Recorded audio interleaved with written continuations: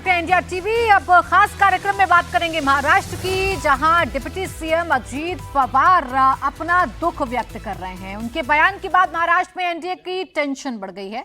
अजीत पवार ने कहा कि समाज परिवार तोड़ने वालों को पसंद नहीं करता, उन्हें इसका एहसास है और वो अपनी गलती मान चुके हैं। अजीत पवार ने बयान गढ़चिरौली में रैली के दौरान दिया। अजीत पवार ने क्या कुछ कहा, ये आपको सुनवाते हैं। आणि असं असताना तुम्ही त्याच्यामध्ये कुठेतरी घरामध्ये फूट पाडण्याचा प्रयत्न करताय, हे बरोबर नाही, समाजाला आवडत नाही। त्या संदर्भामध्ये आम्ही पण अनुभव त्या ठिकाणी घेतलेला आहे। मी त्याच्यात मी माझी चूक मान्य केली। तो अजीत पवार ये कह रहे हैं कि परिवार तोड़कर मैंने गलती की और ये गलती मैं मानता हूं, इसका नुकसान मुझे उठाना पड़ा क्योंकि समाज कभी माफ नहीं करता जब एक परिवार में फूट पड़ती है। तो अब यहां से समीर जी, अजीत पवार क्या इशारा दे रहे हैं और किसको इशारा दे रहे हैं? देखिए, अजीत पवार जनसंपर्क के दौरान भी गढ़चिरौली में थे, तो वहां पर उनके ही मंत्री धर्मराव बाबा आतराम उनके साथ थे। धर्मराव बाबा आतराम अजीत पवार के पास चले गए थे जब एनसीपी टूटी थी। हालांकि शरद पवार के काफी करीबी रहे वो, लेकिन जब पार्टी टूटी तो वो अजीत पवार के साथ आकर मंत्री, अभी फूड मंत्रालय उनके पास है इस समय। उनकी बेटी जो भाग्यश्री है वो राष्ट्रवादी कांग्रेस मतलब शरद पवार की जो पार्टी है उसके साथ चली गई है, और ये कहा जा रहा है कि वो अपने पिता के खिलाफ इस बार विधानसभा चुनाव लड़ने वाली है। अभी 8 दिन पहले जब उनसे पूछा गया कि क्या आप अपने पिता के खिलाफ चुनाव लड़ोगी, तो उन्होंने कहा कि अगर साहेब कहेंगे तो मैं चुनाव लड़ूंगी। साहेब मतलब शरद पवार अगर मुझे टिकट देंगे तो मैं अपने पिता के खिलाफ चुनाव लड़ूंगी। तो अजीत पवार उस वहां पर बताने की कोशिश कर रहे थे कि परिवार को राजनीति में नहीं लाना चाहिए और परिवार टूट जाता है। उन्होंने अपना उदाहरण दिया, वो उनकी बेटे को संदेश देने की कोशिश कर रहे थे कि आपके पिता ने आपके लिए बहुत अच्छा काम किया है, क्षेत्र के लिए काम किया है, तो आप उनके खिलाफ चुनाव मत लड़ना। और फिर उन्होंने अपना जिक्र किया कि मैंने अपनी पत्नी को 12 बजे चुनाव लड़वा कर गलती की थी, मुझे इस बात का एहसास है और मुझे इस बात का दुख है, और मैं भविष्य में अपने परिवार के खिलाफ चुनाव नहीं लड़ाऊंगा, भले ही राजनीतिक मतभेद रहे। तो बेसिकली बाबाराम आतराम की बेटी से कह रहे थे, भाग्यश्री से, कि तुम्हें चुनाव नहीं लड़ना चाहिए अपने पिता के खिलाफ। और ये कहा जा रहा है कि इस बार अगर उनकी बेटी चुनाव लड़ती तो वहां से जीतेगी, क्योंकि उसका जनसंपर्क वहां पे बहुत अच्छा है। तो बेसिकली अपने सहयोगी की सीट बचाने के लिए, अपने विधायक की सीट बचाने के लिए वो उनकी बेटी से आह्वान कर रहे थे। लेकिन अब अजीत पवार भुगत चुके हैं इस बार, तो पिता बेटी दोनों चुनाव लड़ेंगे। अब देखते हैं बाबाराम आतराम जीतते हैं कि उनकी बेटी भाग्यश्री जीतते हैं। वो ये कोशिश करना चाहते हैं कि उनकी बेटी चुनाव लड़े। यह बयान उसी संदर्भ में उन्होंने दिया था। लेकिन इसका दूसरा परिप्रेक्ष्य भी है। शायद वो बार बार जो कह रहे हैं, इसके पहले भी एक इंटरव्यू में उन्होंने कहा था कि मैंने अपनी पत्नी को चुनाव लड़ा के गलत किया था। तो मुझे लग रहा है कि कहीं ना कहीं वो चुनाव के बाद जो परिणाम आएंगे उसके लिए रास्ते खुला रख रहे हैं, और साथ में वो भारतीय जनता पार्टी और एकनाथ शिंदे को भी संकेत देने की कोशिश कर रहे हैं। अभी सीटों का डिस्ट्रीब्यूशन हुआ नहीं है, कौन कहां से लड़ेगा। चुनाव परिणाम आने के बाद मुझे लगता है कि महाराष्ट्र की राजनीति में कई और नए समीकरण बन सकते हैं, और उन्हीं समीकरणों को ध्यान में रखते हुए मुझे लग रहा है अजीत पवार का यह बयान आया है। अजीत पवार का एनडीए में शामिल होना, हर्षवर्धन जी, इसने कई सारे सवालों को जन्म दिया था, और जैसे ही लोकसभा चुनाव के नतीजे आए, अजीत पवार की भूमिका को लेकर कई सारे सवाल खड़े हो गए। अजीत पवार को भी खुद ही आंकलन हो गया कि चाचा के बिना वो कितने मजबूत हैं या वो कितना कमाल कर सकते हैं फील्ड में। क्या ये सब कुछ समझते हुए ऐसे बयान दे रहे हैं ताकि रास्ते खुले रहें उनके लिए हमेशा? नहीं, इसमें तो कोई संदेह नहीं है कि सबसे ज़्यादा अगर कोई वल्नरेबल है किसी के लिए, कहें कि किसी के मन में कुछ तय नहीं है कि क्या करेंगे, तो वो अजीत पवार है। लेकिन अभी अजीत पवार जो ये बोल रहे हैं, ये कोई संत नहीं हो गए हैं। अजीत पवार बहुत बुरा पिटे हैं। वो राजनीतिक तौर पर उनके अस्तित्व का प्रश्न है। गंभीर भ्रष्टाचार के आरोप उनके ऊपर हैं। उन आरोपों के बावजूद भारतीय जनता पार्टी ने उनको अपने साथ ले लिया। भारतीय जनता पार्टी का कार्यकर्ता, संघ के स्वयंसेवक उनके खिलाफ बोल रहे हैं। बाकायदा संघ के से एक जो कहें कि उसी के विचारों की जो पत्रिका है, उस पत्रिका में बाकायदा लेख आया कि अगर अजीत पवार जैसे लोग ना आते, वो हमारे कांधे पर इतना भारी ना हो जाते उनका भ्रष्टाचार, तो कुछ रह जाते।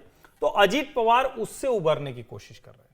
अजीत पवार जिस अवस्था में है, उनके साथ वो जुड़े रह जाएंगे वोट, वो जो एनसीपी वाली बात है, क्योंकि शिंदे ने तो अपनी ताकत दिखा दी, तो शायद वो एक ज्यादा बड़ी वजह है। और वो चूंकि शरद पवार की ताकत अगर बढ़ेगी, कल को कुछ ऐसी स्थिति बनती है, तो एक थोड़ा सा लाइन भी थोड़ा सा रखना चाहते हैं ना कि कल को हो तो जाके चाचा जी का पैर ही तो छूना है।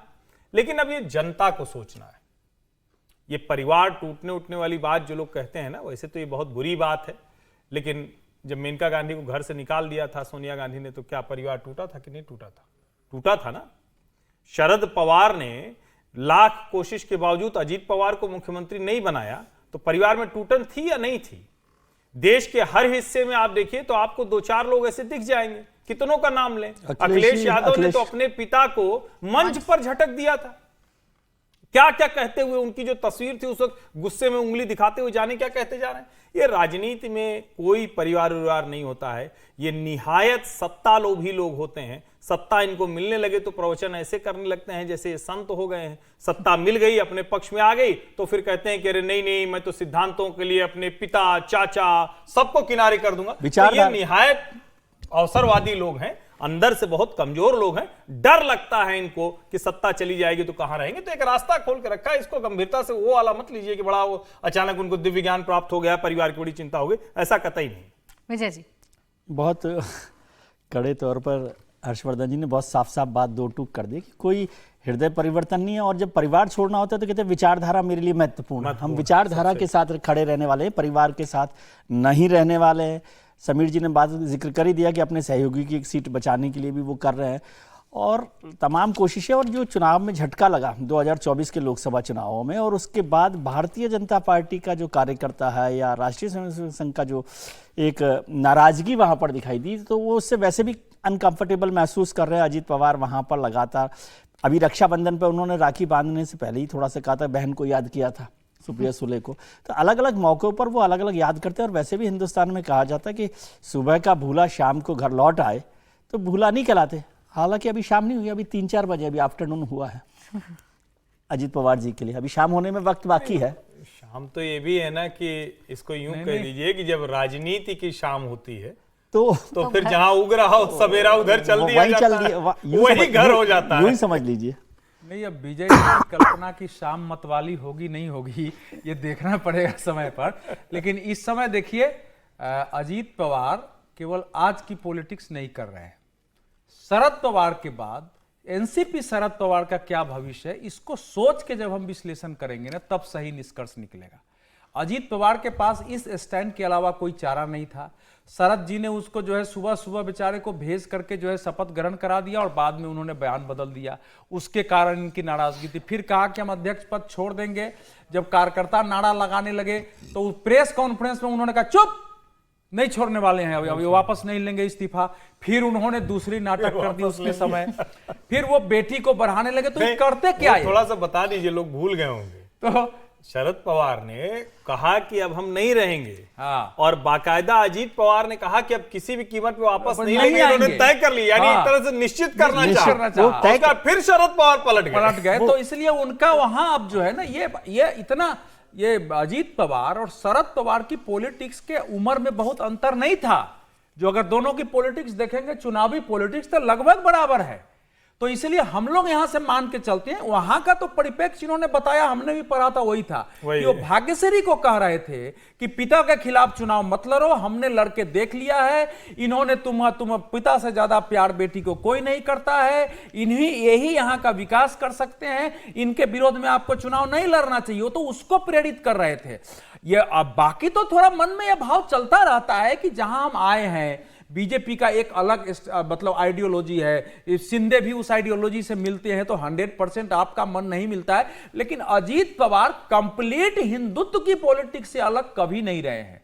वो शिवाजी को लेके, बाकी लेकर के उनके स्टैंड बहुत रहे हैं। वो बहुत आक्रामक बयान दिए हों ऐसा बहुत कम दिखाई देता है। शरद पवार का भी दिखाई नहीं देता है। जब 2014 में शरद पवार समर्थन देने जा रहे थे बीजेपी को, तो सहमति नहीं ली थी क्या?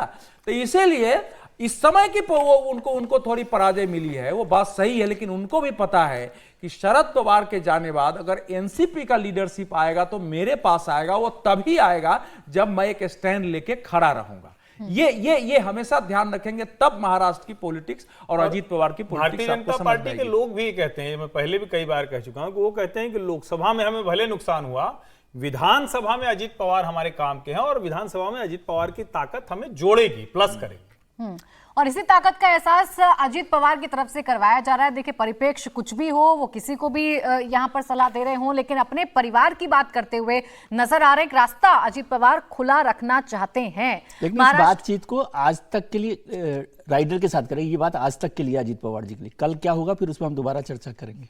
देखिए, अनप्रेडिक्टेबल महाराष्ट्र की राजनीति रही है, कौन कहां चला जाए ये बोलना बड़ा मुश्किल हो जाता है। आगे आइए बंगाल की बात कर लेते हैं, क्योंकि बंगाल में अभी आरजीकर मेडिकल कॉलेज को लेकर ममता बनर्जी की मुश्किलें खत्म नहीं हो रही हैं। यहाँ पर अभी भी ममता बनर्जी के जो अपने हैं वो उनका साथ छोड़ रहे हैं। आपको जानकारी दे दें, ममता बनर्जी विपक्ष और सिविल सोसाइटी के निशाने पर तो हैं ही। बीजेपी ममता का इस्तीफा भी मांग रही है तो डॉक्टर और महिलाएं सड़कों पर हैं। अब टीएमसी के अंदर भी ममता पर सवाल उठने लगे हैं।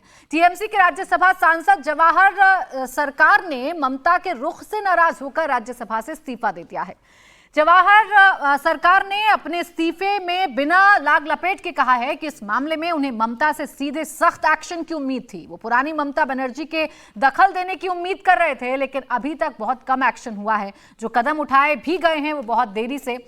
जवाहर सरकार ने टीएमसी में भ्रष्टाचार का आरोप भी लगा दिया है, यानी आरजीकर मेडिकल कॉलेज पर ममता बनर्जी की मुश्किलें कम नहीं हो रही हैं। भले ही वो कानून ले आए, भले ही वो पीएम को चिट्ठी लिख दें, भले ही उनकी पार्टी के जो कार्यकर्ता हैं वो सड़कों पर क्यों ना उतर आए आरोपियों की फांसी की मांग को लेकर, रेपिस्ट की फांसी की मांग को लेकर, लेकिन उनकी मुश्किलें कम नहीं हो रही हैं। अपने भी हैं जो ममता बनर्जी से अभी शिकायत कर रहे हैं।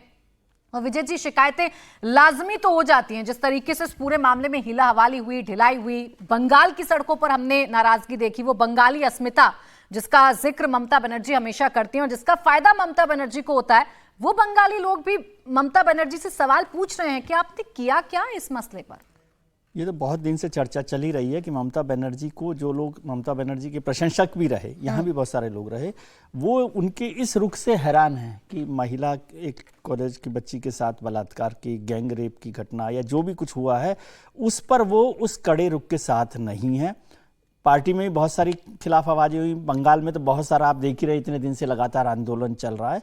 लेकिन जवाहर सरकार को आप ध्यान दीजिए, वो महत्वपूर्ण इस्तीफा, ये पॉलिटिकल यदि उसको देखेंगे डेवलपमेंट को, तो जवाहर सरकार ममता बनर्जी के साथ खड़े रहे, वो मोदी सरकार के खिलाफ भी खड़े रहे, लगातार वो हमला करते रहे हैं। तो क्या टीएमसी और कांग्रेस के बीच जो एक अंडरस्टैंडिंग है वो कहीं टूट रही है? जवाहर सरकार के इस्तीफे को उस लेवल पर भी देखना चाहिए कि कांग्रेस और टीएमसी के रिश्तों में कुछ गड़बड़ हो रही है। क्या जवाहर सरकार कोई दूसरी सड़क लेना चाहते हैं, दूसरा रास्ता राजनीति में अपनाना चाहते हैं? वो सरकार में प्रसार भारती में भी रहे, ऑफिसर रहे हैं, बड़े मतलब विद्वान लोगों में से माने जाते हैं और उनका झटका ममता बनर्जी के लिए भारी पड़ सकता है। भले ही आप उनको राज्य सरकार में कहें, लेकिन इमेज मेकिंग में भी उनका एक नुकसान हो सकता है ममता जी का। अब इमेज मेकिंग की अगर बात करें हर्षवर्धन जी, तो यहाँ कैसे धज्जियां उड़ रही हैं इमेज की। एक महिला मुख्यमंत्री आप हैं और उसके बावजूद एक चुप्पी सी नजर आती है। आप कदम उठाते हैं लेकिन उसमें कंफ्यूज नजर आते हैं, अपने नेता आपसे सवाल करते हैं, तो ये इमेज तो कहीं रही नहीं ना अब आपकी एक सशक्त लीडर के तौर पर। नहीं, मुझे लगता है शायद ये एक बड़ी वजह है कि देश के एक बड़े हिस्से में, और ममता बनर्जी जिस तरह की लड़ाई लड़कर आई है, इसका मैं जिक्र बार बार इसलिए कर रहा हूं कि लोगों के ध्यान में रहे कि कैसे कोई नेता इस तरह की सत्ता पाता है तो कैसे मदान हो जाता है और कैसे अपने ही सारे जितने नियम कायदे कानून बनाए रहते हैं वो ध्वस्त कर देता है। ममता बनर्जी बड़ी लड़ाई लड़के, खूनी लड़ाई लड़के, वामपंथी खूनी लड़ाई के सामने खड़ी हुई और आज की स्थिति यह है कि ममता बनर्जी ने बंगाल में कोई कसर नहीं छोड़ी है। टीएमसी एक सिंडिकेट की तरह काम करती है, एक गुंडा क्लब की तरह काम करती है, अगर ये कहें तो जरा सा भी ऐतराज नहीं होना चाहिए। और मैं आपको बताऊं कि जवाहर सरकार तो तब गए जब टीएमसी के लोगों की गुंडागर्दी चरम पर थी। तो कोई ऐसा नहीं कि बहुत भले व्यक्ति हैं, ये हमेशा सत्ता आश्रित रहे, राज्याश्रित आईएएस ऑफिसर। समझिए, कुछ लोग होते हैं जो नौकरी करते हैं, इनकी पूरी सत्ता, और कांग्रेस के समय में जो सूचना प्रसारण मंत्री रहे उनके बहुत नजदीक थे, दूरदर्शन, प्रसार भारती के चेयरमैन रहे। नरेंद्र मोदी ने सत्ता में आने के बाद भी इनको नहीं हटाए, सीईओ रहे प्रसार भारती के, और उसके बाद ये मोदी सरकार के खिलाफ इन्होंने लिखना शुरू किया और अंत में इनको टीएमसी एक ठिकाना दिखा।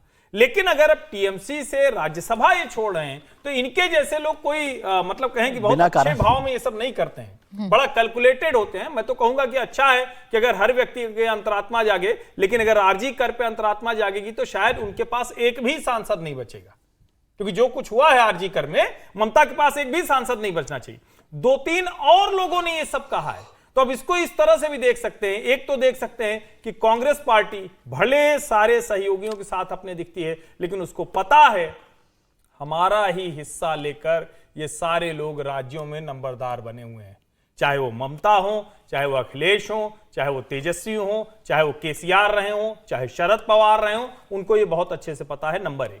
नंबर 2 क्या है, उनकी आइडियोलॉजी के साथ जुड़े जो लोग हैं, भले हम लोग कहते हैं कांग्रेस की वैसी कोई आइडियोलॉजी नहीं, लेकिन कांग्रेस की आइडियोलॉजी पावर की आइडियोलॉजी है, सत्ता की आइडियोलॉजी है इस देश में। उस आइडियोलॉजी के साथ जिस इकोसिस्टम के हम लोग रियल संदर्भों में बात करते हैं, वो जो इकोसिस्टम है, जो पुराने टेक्नोक्रेट, पुराने लोग जो गांधी परिवार से जुड़ा, वो अगर लौटेगा तो इसको हमें उस तरह से देखना चाहिए कि वो उन सहयोगियों को राज्यों में कमजोर करना चाहते हैं। सही जगह पर सही समय पर चोट करने की रणनीति भी हो सकती है। ये जो इस्तीफे हो रहे हैं समीर जी, ऐसे समझा जाए कि कमजोर हो रही है ममता बनर्जी, अब बैकफुट पर तो आ गई है कम से कम इस केस से। देखिए, मुझे लगता है सरकार का इस्तीफा सरकार जाने की शुरुआत के रूप में देखा जाना चाहिए। आज उन्होंने इस्तीफा दिया है, शुरुआत कर दी है। एक अगर ममता बनर्जी के एक भरोसेमंद व्यक्ति जो राज्यसभा में भेजा है जिन्हें, अगर वो इस्तीफा दे रहे हैं तो मुझे ऐसा लग रहा है कि कुछ और सांसद हैं जो ममता बनर्जी का इस तरीके से, जो ममता बनर्जी का जो व्यवहार रहा था इस पूरे मामले को लेके और सरकार का जो रुख रहा था, उससे कई सांसद और कई विधायक नाराज थे। उन्हें लग रहा था कि ममता बनर्जी को इसको लेके बहुत कठोर निर्णय लेना चाहिए था। और जो पार्टी की छवि खराब हुई है, ममता प्रशासन की छवि खराब हुई है, टीएमसी की छवि खराब हुई है, और जो बंगाल और कलकत्ता की संस्कृति को मानते हैं उनकी जो छवि खराब हुई है, मुझे लग रहा है कि अब ये शुरुआत हो गई है। जवाहर सरकार का इस्तीफा अकेला नहीं होने वाला है। आने वाले दिनों में आप देखेंगे कुछ विधायक और हो सकता है एक और दो राज्यसभा के सांसद और जो नाराजगी जाहिर कर चुके थे वो भी इस्तीफा दे सकते हैं। आने वाले समय में मुझे लगता है ममता के लिए एक मुश्किल घड़ी आने वाली पार्टी के अंदर। लेकिन मुझे लगता है कि जवाहर सरकार कांग्रेस के साथ जाएगी, इसकी संभावना मुझे कम लगती है, क्योंकि बंगाल में कांग्रेस के पास देने के लिए कुछ भी नहीं है। न वो राज्यसभा भेज सकती है, न विधानसभा में संभावना है कि आने वाले समय में वो सरकार बनाएगी आएगी। बंगाल में सिर्फ दो ही लड़ाई है, ममता बनर्जी और भारतीय जनता पार्टी, दो ही लोगों के बीच अगले विधानसभा चुनाव और लोकसभा चुनाव में लड़ाई होने वाली है। तो मुझे लगता है कि हो सकता है कि भले ही वो मोदी के खिलाफ उन्होंने बहुत लेख लिखे हो, कांग्रेस के बहुत करीबी रहे हो, लेकिन वो जानते हैं कि केंद्र में मोदी की सरकार है और बंगाल में आने वाले समय में भारतीय जनता पार्टी की सरकार बनेगी। तो हो सकता है उनका मन बदल गया हो, विचार बदल गए हो, तो हो सकता है भारतीय जनता पार्टी क्या तरफ वो आ सकते हैं। लेकिन इसकी संभावना अब देखते हैं आगे वो क्या रुख अख्तियार करते हैं। हो सकता है वो राजनीति संन्यास ले ले, आईएएस रहे, कोई जरूरी नहीं, कोई राजनीतिक रहे नहीं, हो सकता है वो राजनीति में न भी आए, तो अब देखना होगा। लेकिन इनके इस्तीफे से निश्चित रूप से ममता बनर्जी के लिए एक मुश्किल घड़ी शुरू हो गई है। आने वाले दिनों में हमें कुछ और इस्तीफे देखने को मिल सकते हैं। एक लाइन बस बोल दूं, उदय जी बोलेंगे।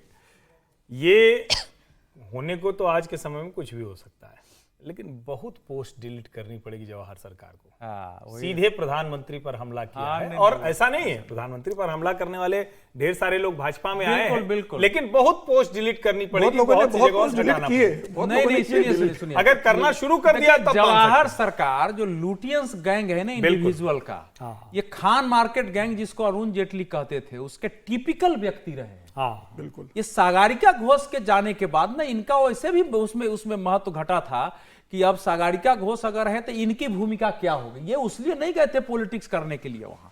तो इसलिए इसका मतलब यह है कि इस समय टीएमसी में कुछ ऐसे मतलब खान मार्केट पूरा गैंग जो उनके चुनाव जिताने के लिए, चाहे वो यूट्यूब के द्वारा पहुंच रहा हो, सोशल मीडिया के द्वारा सब कार्यकर्ता बन के काम कर रहे थे, उसमें कुछ हलचल है ये कि भैया हम लोगों को तो मोरल स्टैंड लेना चाहिए इस समय, और मोरल स्टैंड नहीं लेंगे तो आगे हम कैसे मोदी के विरुद्ध करेंगे।